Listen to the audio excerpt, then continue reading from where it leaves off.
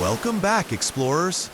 In our last episode, we learned all about the incredible science used to build the Titanic, making it seem truly unsinkable. We talked about buoyancy,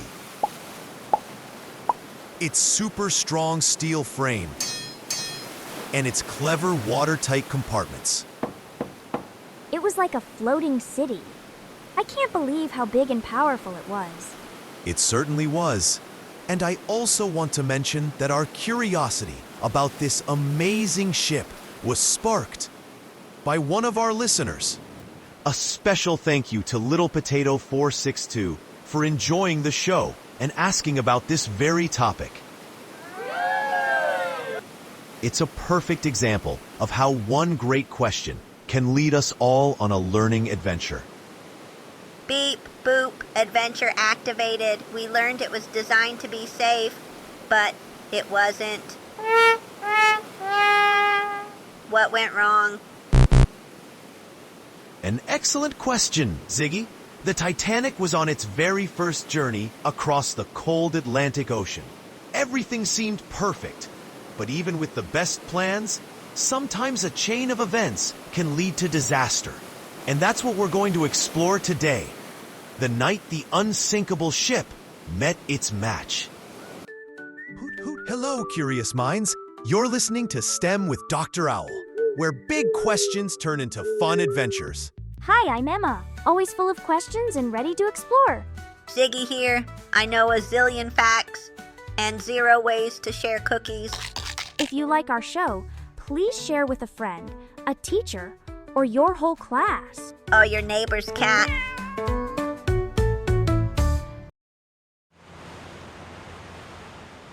Dr. Owl, what caused the tragedy of the Titanic?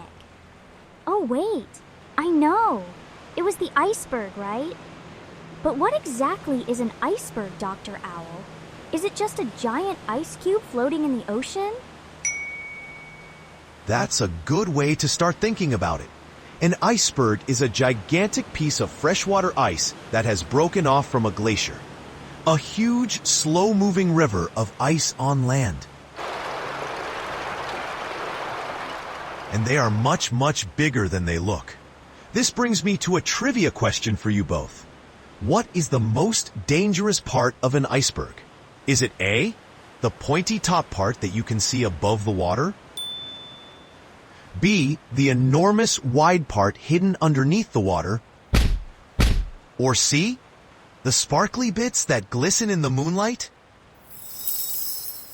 Ooh, a challenge. My circuits are whirring. Sparkly things can be very distracting to a robot's optical sensors. I choose C, the sparkles. I think that might be a trick. If it's like an ice cube in a glass of water, most of it is always under the surface. I'm going to guess B, the part hidden under the water.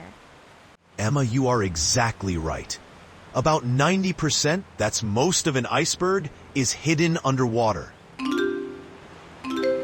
Imagine seeing just the very tip of a crayon poking out of a glass of dark water. But underneath is the entire rest of the crayon. That hidden part is what makes icebergs so dangerous for ships. Whoa, a sneaky giant ice mountain? B.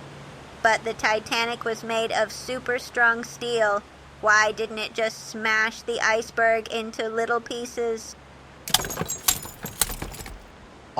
This is where we run into a powerful force called kinetic energy. Can you say that with me? Kinetic energy.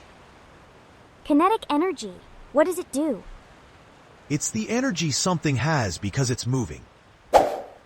The bigger something is and the faster it's going, the more kinetic energy it has. Imagine you gently roll a tiny marble at a tower of blocks. It might just bounce off. Now, imagine you roll a heavy bowling ball at it. The blocks would go flying everywhere. Exactly. The bowling ball has much more kinetic energy.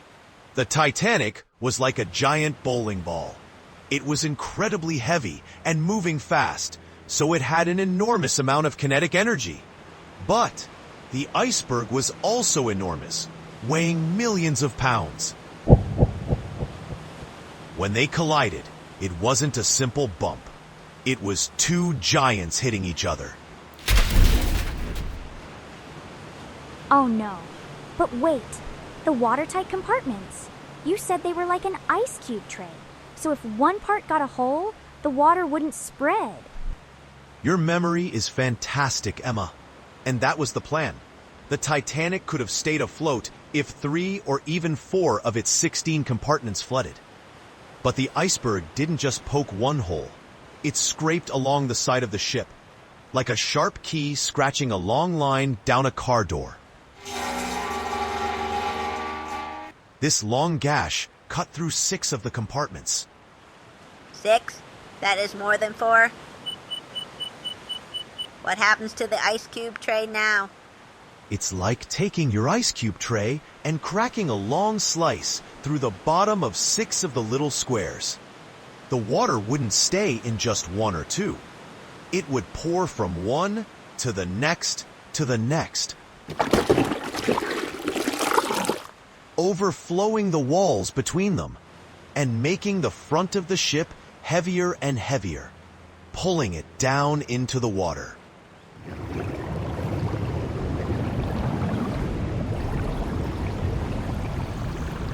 So the ship really was sinking.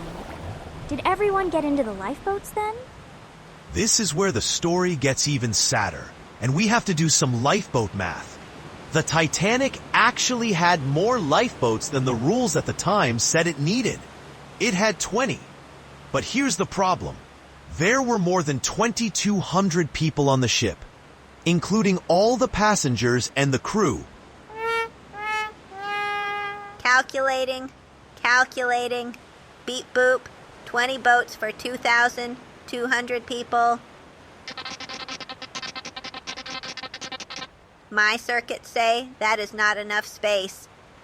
You are right, Ziggy. The lifeboats could only hold about 1,178 people. That's only a little more than half of the people on board. To make matters worse, warnings about a field of icebergs from other ships that day had not been delivered to the men in charge of steering the ship. They didn't know the danger they were sailing into until it was too late. So it wasn't just one thing that went wrong. It was a whole chain of things. The hidden part of the iceberg, the damage to too many compartments, and not enough room in the lifeboats. Exactly, Emma. It was a tragic chain reaction. The sinking of the Titanic was a terrible disaster, but it woke the world up and led to huge, important changes in safety for all ships at sea. And in our final episode, we will explore the lessons that were learned and how scientists found the Titanic decades later, resting on the bottom of the ocean. Explorers, please join us this Friday for the conclusion of the story of the Titanic. That was so much fun, Dr. Owl. I hope all our explorers had a great time too. Hoot hoot! We loved having you with us. If you don't want to miss our next adventure, follow us on your favorite podcast platform. And if you know a friend who loves exploring too, share our podcast with them. If you have a question or a topic you want to learn more about, leave us a comment. See you next time.